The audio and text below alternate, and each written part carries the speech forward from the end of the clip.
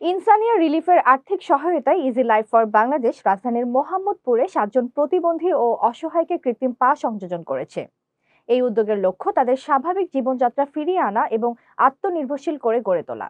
শাহজালাল ভুঁইয়া উজ্জ্বলের তথ্যচিত্রে বিস্তারিত।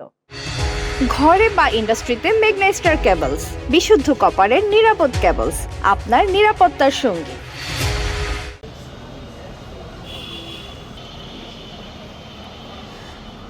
আন্তর্জাতিক মানবিক সংস্থা ইনসানিয়া রিলিফ শিকাগো ইউএসের আর্থিক সহায়তায় ইজি লাইফ ফর বাংলাদেশের উদ্যোগে পা হারানো অসহায় ও প্রতিবন্ধী মানুষের জন্য কৃত্রিম পা সংযোজন কার্যক্রম অনুষ্ঠিত হয়েছে।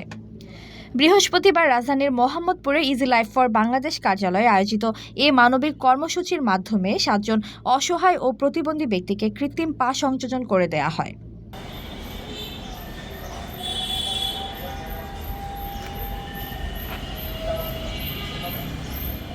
দীর্ঘদিন ধরে চলাফেরার অক্ষমতায় ভোগা এসব মানুষ কৃত্রিম পা পেয়ে নতুন করে স্বাভাবিক জীবনে ফেরার স্বপ্ন দেখছেন।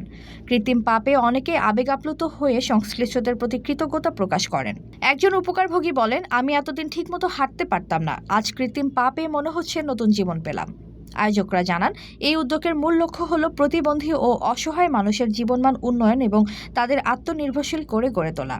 তারা আরও বলেন, ইনসানিয়া রিলিফের সহায়তায় সমাজের পিছিয়ে পড়া মানুষদের পাশে দাঁড়ানোর এই প্রচেষ্টা ভবিষ্যতেও অব্যাহত থাকবে। সংশ্লিষ্টদের মতে, এমন মানবিক কর্মসূচির মাধ্যমে সমাজে সহমর্মিতা ও মানবিকতার একটি শক্ত বার্তা ছড়িয়ে পড়ে।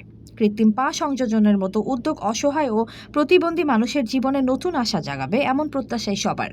আমি তাদেরকে চিনি না, তাদের সাথে আমার একদিনও কথা হয় না, কিন্তু তারা যে বিশ্বাসটা পেয়েছেন এবং এই ইজি লাইফ ফর বাংলাদেশের মাধ্যমে তারা 7 জনকে কৃত্রিম পা প্রদান করছেন, আর্থিকভাবে তারা সহায়তা করছেন, আমরা টেকনিক্যাল সাপোর্টটা দিয়ে যাচ্ছি। তো আমি তাদেরকে আন্তরিকভাবে ধন্যবাদ জানাই এবং তাদের জন্য আমার দোয়া থাকবে যেন তারা এইভাবে মানবিক কাজগুলি করে যেতে পারেন, আল্লাহ যেন তাদেরকে সুস্থ রাখেন। এ পর্যন্ত আমাদের প্রায় 2 থেকে 250-র মতো দেওয়া হয়েছে বিভিন্ন কোম্পানির সাথে। আমি যৌথভাবে এই কাজগুলি করে যাচ্ছি। তো যারা মূলত যারা ফান্ডিং করে তারা কিন্তু চায় এনজিও বা তাদের কার্যক্রমগুলো কেমন।